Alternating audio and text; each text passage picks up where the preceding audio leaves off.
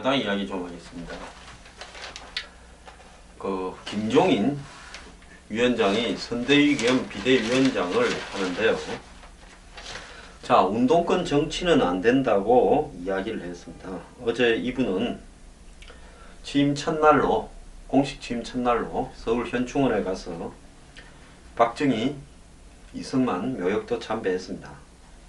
그러면서 박정희 대통령에 대해서는 산업화를 성공적으로 이끈 공로는 부인할 수 없다고 했고요. 의료보험 제도를 도입한 공로도 강조했습니다. 자기가 또 관여했기 때문에 그렇겠죠. 이 부분 이야기 나중에 따로 또 하겠습니다. 자, 그런데 이 운동권의 형태가 더 이상 용납되어서는 안 된다고 이야기한다면 오늘 조선일보는 입법활동으로 증명해보라 그랬는데요. 오늘 원시합 법안은 통과시키면서 북한 인권법은 문구를 가지고 또 제동을 걸고 나왔습니다. 그래서 왜 처음에는 원시합법도 또 애를 먹였어요. 그리고 합의에 없던 선거구 획정까지 같이 해야 된다 이렇게 나왔습니다. 더민주당 일각에서는 남북 관계의 악화 가능성을 이유로 북한 인권법 처리에 반대하는 사람들이 나타나서 오늘 법안 통과가 불투명해졌습니다. 민주당 내부에는 과거에 한총련 또는 각종 사회운동을 한다면서 젊었을 때 북한에 대해서 우호적이고 오히려 우리 남측 정부를 비판적인 시각으로 바라봤던 사람들이 일부 있습니다. 자, 그 일부 외에도 또 운동권 출신이나 또 운동권을 하지 않았다 하더라도 더민주당에서 북한 문제에 있어서는 이상하게도 교조주의적인 어떤 사고를 극복하지 못하는 사람들이 매우 많이 있습니다. 이들이요 또 본색이 드러나고 있는 겁니다. 오늘 만약에 북한 인권법이 통과가 되지 않는다면 이 더민주당은 저는 구제불능인 집단이라고 말을 하겠습니다. 자, 아무리요 자기가 호박이 파란색으로 페인트 칠을 하고 검은색 줄을 끊는다 하더라도 수박이 될 수 없듯이 한마디로 종북 좌파적 사고에 친북적 사고에 물이 든 사람들은 그 물을 쉽사리 뺄 수가 없는 겁니다. 정말로 그 물은 평생 죽을 때까지 가는 겁니다. 자, 더민주당은 엄청난 인재들을 운동권에서 받아옵니다. 이번에도 그럴싸한 사람들이 들어오다가 막판에 운동권들 수혜를 많이 했습니다. 어제도요 이승만 박정희 묘소를 갈 때 표창은 전 교수, 이철이 전 평론가 이 두 사람은 다른 일이 있다고 빠졌습니다. 그런 사람들은 그렇게 처신을 해야만이 자기들이 지지를 받고 멋있다고 생각하는 겁니다. 북한 인권법에 찬성을 하면 자신들이 수구가 됐다고 생각을 하는 겁니다. 뼛속까지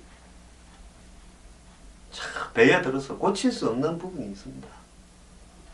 저는 더민주당이요 정말로 잘 변하고 또 국민의 지지를 받고 이래서 이 한국의 낡은 보수, 썩은 보수를 긴장을 시킬 수 있기를 기대합니다. 제가 맹목적으로 무슨 새누리당을 지지하고 보수를 지지하고 그러지 않습니다. 우리 보수에도 잘못된 점이 한두 가지가 아닙니다. 다만요 이 한국의 진보나 야권에서 북한 문제, 종북 문제, 좌파 문제만큼은 굉장히 문제가 있는 사람들이 많기 때문에 이 부분을 청산하지 않고는 그들이 진정으로 새로 태어나기가 어렵다고 저는 보는 겁니다. 제가 전에 한번 문재인 대표가 이 곰이 사람이 되기 위해서 한 50일 지났는데 쑥하고 마늘 더 먹고 더 기다려야 된다 해서 그러다가 성완종이 문제가 생기니까 공세에 나서서 문재인 대표가 참 사람이 되려면 좀 더 오래 걸리겠다 이런 이야기를 방송에서 한번 이야기했다가 방송 출연이 그 명목으로 중단되었습니다. 그건 핑계라고 봅니다만 자, 이뿐만 아닙니다. 자기 의원 사무실에 카드 단말기를 갖다 놓고 시집을 판 노영민 의원 그리고 아들 로스쿨 시험에 대해서 외압을 행사했다는 의혹이 있는 신기남 의원 이 두 사람을 지난번에 6개월, 3개월 이 당원 자격 정지를 해서 사실상 출마가 불가능하게 되었다고 하지 않았습니까? 저도 그렇게 끝날 거라고 생각을 했습니다.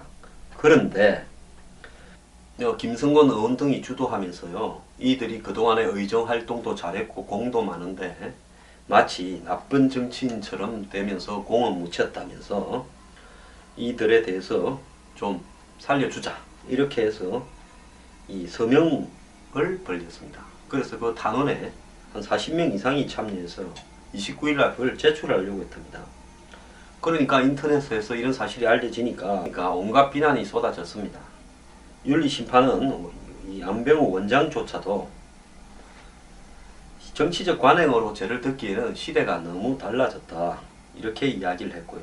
비주류에서는 당이 좀 변하는가 했더만은 또 그 짓을 한다, 이렇게 비판하고 있습니다. 자, 물론 이 단원서 여부하고 관계없이요, 이 두 사람은 또 재심 요청을 해가지고 끝까지 아마 한번 벗어나 보려고 애를 쓸 겁니다.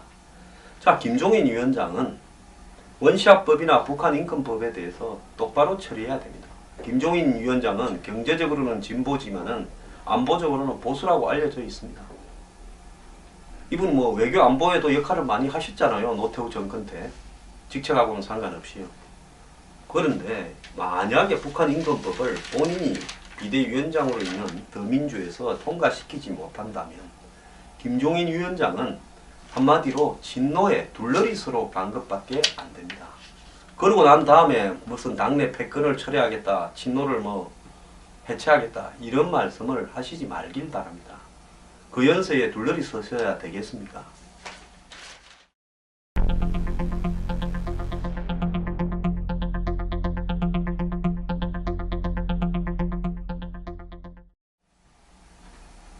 한편으로요, 이종걸 원내대표는 당의 서열 2 원내대표인데요, 비대위의 위원이 안 됐습니다. 지도부가 다 사퇴했는데 원내대표만 남아있냐, 그래서 비대위 위원을 안 시킨다 그러는데 사실 그 명분이 석연치 않습니다.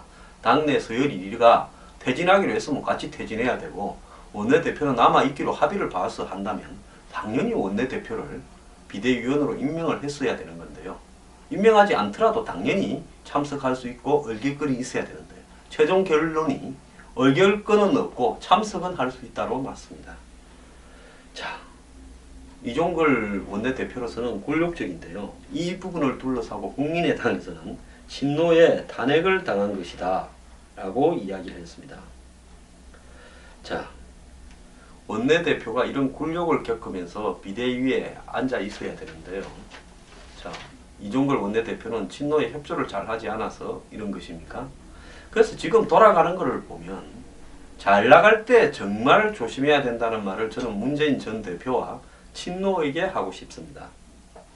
북한 인권법에 대해서 보이는 태도, 또 신기남, 노영민에 대해서 보이는 태도, 또 이종걸 원내대표를 배제하겠다라는 태도, 벌써부터 이런 짓을 하는데요, 앞으로 공천에서 어떤 모양이 나올지 정말 우려스럽습니다.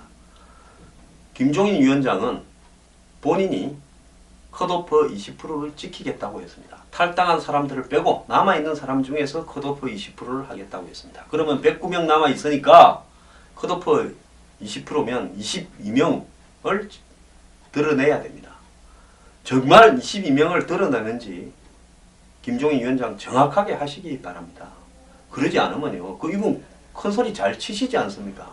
저는 이분이 갔을 부분에 대해서 친노의 그런 부정적인 요소들을 걷어낼 수 있는 그럴 만한 배짱과 용기를 가지신 분이 가서 다행이라고 생각을 했는데요, 초장부터 돌아가는 꼴이 왠지 수상합니다.